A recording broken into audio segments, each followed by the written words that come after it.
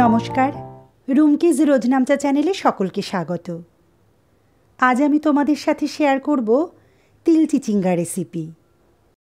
রেসিপিটা তৈরি করার জন্য আমি এখানে নিয়ে নিলাম 3টে একই মাপের চিচিঙ্গা। এবার চিচিঙ্গার গা থেকে খোসা ছাড়িয়ে নেব। দেখুন, এভাবে কিন্তু ঘষে চিচিঙ্গার গা থেকে খোসা ছাড়াতে হয়। চিচিঙ্গার খোসা কিন্তু আলাদা করে কেটে ছাড়ানোর কোনো দরকার হয় না। এবার চিচিঙ্গাগুলি এভাবে গোল গোল চাকচাক করে আমি কেটে নেব। একটু পাতলা করেই কাটতে হবে। দেখুন, ঠিক এভাবে আমি 3টে চিচিঙ্গাই কেটে নিচ্ছি। সব চিচিঙ্গাগুলি কাটা হয়ে গেলে আমি একটা ডিশের মধ্যে চিচিঙ্গাগুলো নিয়ে নিয়েছি। একটা পাত্রে বেশ খানিকটা জল নিয়ে নিলাম। এবার এই জলের মধ্যে চিচিঙ্গাগুলি ভালো করে ধুয়ে একটু চিপে জলগুলো ফেলে আমি একটা ডিশের মধ্যে তুলে নিচ্ছি। যদি কোনো বন্ধু আমার চ্যানেলে নতুন হয়ে থাকো, আমার আজকের রেসিপিটা যদি তোমাদের ভালো লেগে থাকে তাহলে অবশ্যই চ্যানেলটিকে সাবস্ক্রাইব করে নিও এবং লাইক, কমেন্ট ও শেয়ার করে পাশে থেকো। এবার আমি চিচিঙ্গার মধ্যে দিয়ে দিচ্ছি 1 চামচ লবণ। আমি যেহেতু চিচিঙ্গাটা মাখবো, তাই একটা বড় বোলে আমি চিচিঙ্গা ট্রান্সফার করে নিলাম। এবার লবণটা দিয়ে ভালো করে আমি চিচিঙ্গা মেখে নেব এবং মাখা হয়ে গেলে ঢাকা দিয়ে 15 থেকে 20 মিনিট আমি রেখে দেব। এতে কি হবে, চিচিঙ্গা থেকে যে অতিরিক্ত জল সেটা বেরিয়ে যাবে এবং রান্না করার সময় বেশি জল বেরোবে না, ফলে রান্নাটা খুব ভালো হবে। এবার আমি নারকেল কুড়িয়ে নিচ্ছি। এই হাত কুড়ানিটা কিন্তু খুবই কিচেনের পক্ষে উপযোগী বা সহায়ক বলতে পারেন। যারা ব্যবহার করেন না তারা অবশ্যই কিচেনে একটা এই কোড়ানি রাখতে পারেন। এবার ওভেনে বসিয়ে দিলাম একটা তাওয়া। তাওয়া হালকা গরম হলে এর মধ্যে আমি দিয়ে দিচ্ছি 2 চামচ পরিমাণ সাদা তিল। তিল ড্রাই রোস্ট করে নিচ্ছি। তিল কিন্তু বেশি ভাজা যাবে না, হালকা ভাজা হলেই তিল থেকে কিন্তু একটা সুন্দর স্মেল বেরোনো শুরু হবে। তিল ভাজা হয়ে গেলে ঠান্ডা করে নেব, এরপর গুঁড়ো করে নেব। এবার একটা কড়া গরম করে তার মধ্যে দিয়ে দিচ্ছি অল্প পরিমাণে সর্ষের তেল। তেল গরম হলে যে নারকেল আমি কুড়িয়ে রেখেছিলাম সেই নারকেল আমি এর মধ্যে দিয়ে ভেজে নেব।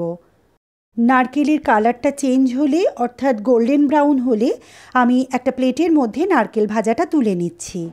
এবার আমি আবারও কড়া গরম করে তার মধ্যে দিয়ে দিলাম বেশ খানিকটা পরিমাণে সর্ষের তেল। তেল গরম হলে এর মধ্যে ফোড়ন দিচ্ছি শুকনো লঙ্কা, তেজপাতা, কালো জিরে এবং সাদা তিল।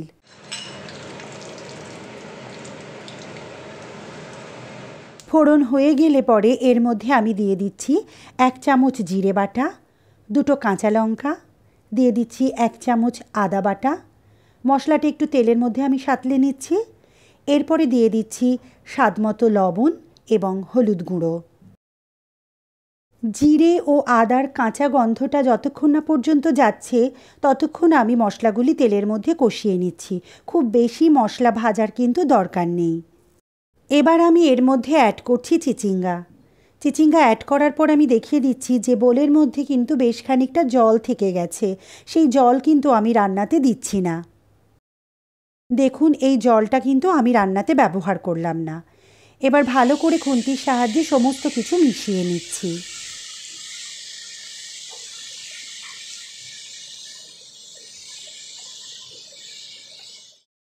মেশানো হয়ে গেলে আমি ঢাকা দিয়ে দিচ্ছি।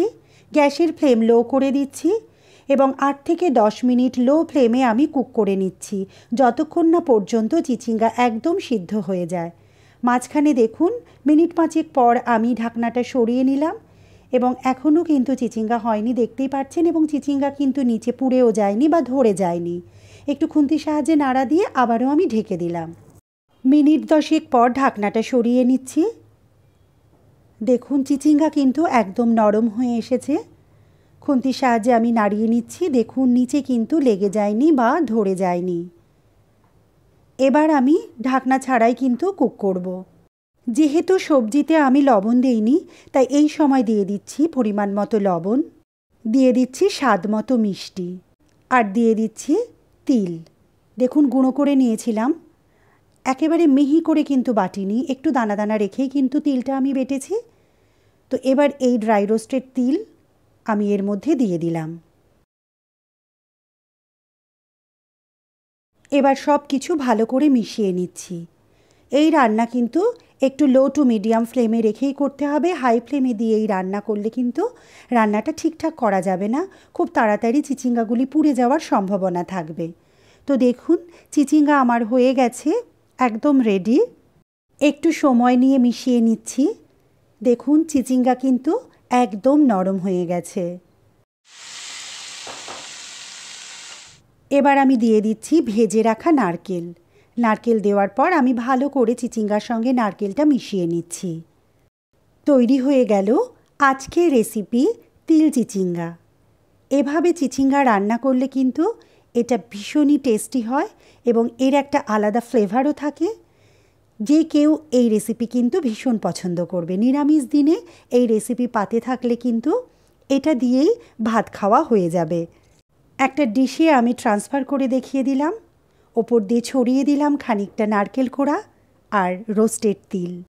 তো যে সমস্ত বন্ধুরা আমার আজকের ভিডিওটি দেখছো, তাদের যদি আমার আজকের ভিডিওটি ভালো লেগে থাকে তাহলে চ্যানেলটি সাবস্ক্রাইব করে পাশে থেকো, লাইক কমেন্ট ও শেয়ার করে দিও, পাশে থাকা বেল আইকনটি প্রেস করে দিও। তাহলে যখনই আমি এ ধরনের কোনো নতুন ভিডিও আপলোড করব, সবার প্রথম নোটিফিকেশান তোমার কাছে পৌঁছে যাবে। তাহলে আজকের মতো সকলকে বিদায় জানাচ্ছি।